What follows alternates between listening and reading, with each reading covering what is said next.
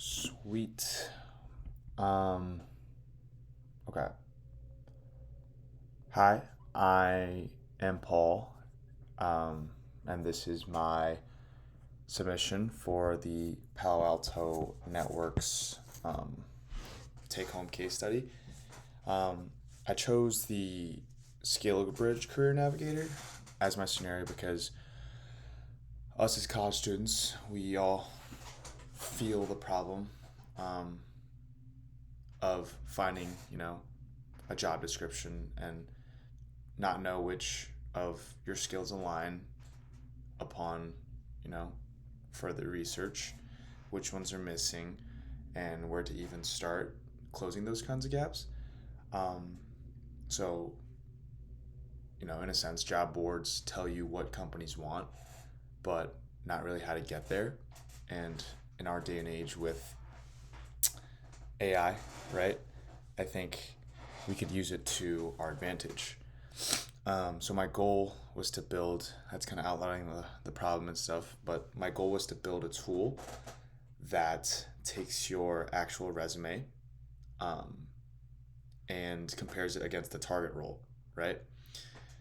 And gives you three concrete things back. So what you already have, what you're missing, and how critical each gap is in reference and specific to the target role, and a specific learning roadmap to kind of close it, as well as mock interview questions so you can practice the gaps that you had identified, right? And to go over the kind of tech stack, the stack is intentionally lightweight, so fast API on the back end, um, a single page web UI as you kind of see here, um, serving from the same process, like no separate, not a separate front end build step, and kind of as seen, the AI feature uses OpenAI's 4.0 Mini with JSON mode, which gives me structured, parsable outputs pretty reliably, as I found. The thing that I was also pretty deliberate about was the fallback, as you can see in the repository. The case study required one, right? But I wanted it to be genuinely useful, not just like an error message. So if 4.0 Mini is unavailable for any reason, like a bad key, as I encountered, an exceeded quota, as I also encountered, and network failures, the app kind of automatically drops to a regex-based keyword matching engine, and it scans the resume for skill names, compares against the job's required skills from a synthetic data set, and returns a fully structured result using the same response model. And the UI clearly labels which paths produce the result, so the user always knows. And the synthetic data set, for the sake of, quite honestly, time and for this demo, it has 6 roles: cloud engineer, cybersecurity analyst, a backend engineer, a data engineer, a DevOps, and a machine learning engineer, each with associated required skills, salary ranges, and their kind of recommended certifications.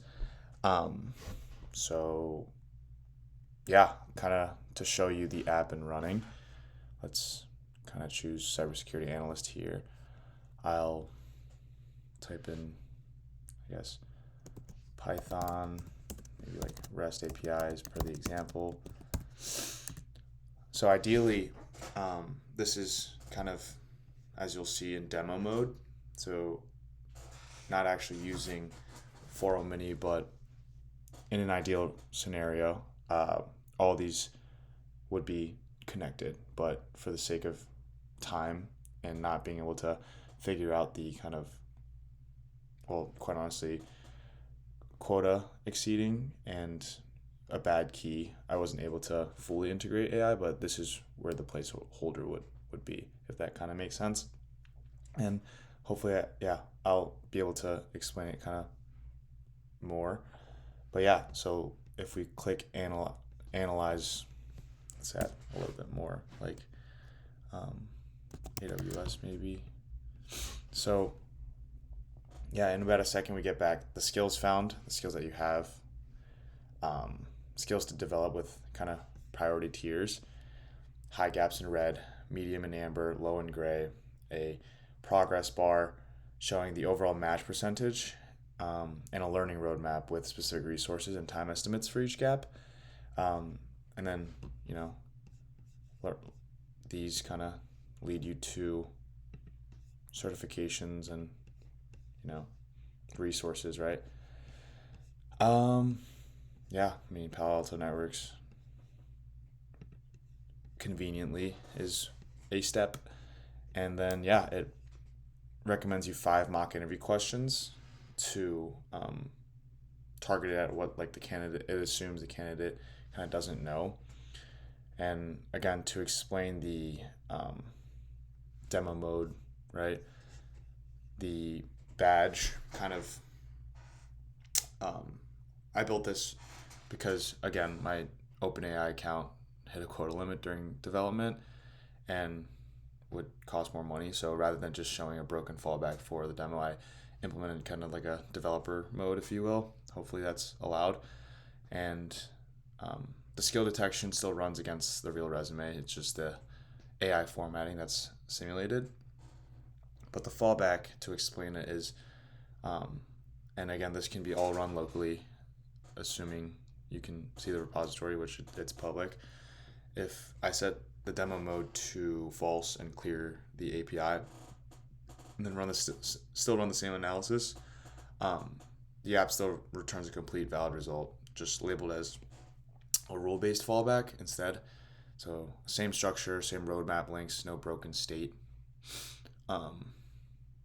And yeah, the tests, there's 8 tests, 8 passing. I have a heavy path, as the case study had mentioned, edge cases for empty or too short resumes, and a test for unknown role IDs, and then a test that specifically verifies the fallback triggers when no API key is set, and then a mocked AI path test that verifies the full response structure without making an actual API call. And all this can be, all the PyTest file can be found in the repository as well. But for the sake of time, I'm going to now walk through kind of key learnings and challenges. I guess a few honest reflections. I guess the biggest challenge for me under this time constraint was the key issue, the API key issue. Mid build, my first instinct was to just note it in the README file and just move on. But I realized that for a demo, showing a broken AI path communicates less than showing kind of like a graceful fallback. So, which is, actually the more interesting engineering decision anyway. So I had kind of leaned into it. The trade-off, I'm most aware of is that the keyword matching is the keyword matching fallback. It's obviously quite brittle by nature, and I just wish I, had a week to finish it. And if given the opportunity, I would. So it's brittle by nature, and if someone writes, deployed containerized workloads instead of Docker, right, which, could be another way of saying it, like the fallback just would miss it. So a real V2 would use like embedding similarity rather than just exact keyword matching. So I noticed this in the README as a known limitation, and got me thinking a lot about how our current ATS scanners kind of work. So what I cut is persistent user profiles, real job board integrations, and a comparison view across multiple roles, all of those requiring a database and then also external APIs, which would have pushed, again, past the time limit constraint, which which I guess was the biggest bottleneck for me. Not the biggest, but a bottleneck, right? So if I had more time, the highest value or to summarize first, I guess the app meets all 5 requirements, an end-to-end kind of CRUD equivalent workflow, AI integration with a real fallback, and I guess input validation and error handling for the target roles. If upon going into the repository, you can see a kind of, well, you will see a jobs.json format or jobs.json file that I created. Um, so yeah, for that, input validation and error handling, synthetic data, and no committed API keys. And again, if I had more time, the highest value next feature would be persistent profiles, saving your resume, and tracking skill progress over time. And I guess the second would be swapping the fallback, keyword matcher for embedding based similarity, which would make it meaningfully more accurate. Um, and yeah, thanks for your time. Again, this was a really fun process, and yeah, this is the best that I could have done given time constraints. Not that it's an excuse at all, but the repository is linked in my submission, and the README file has the quick start instructions. And yeah, I appreciate the opportunity, and yeah, thank you.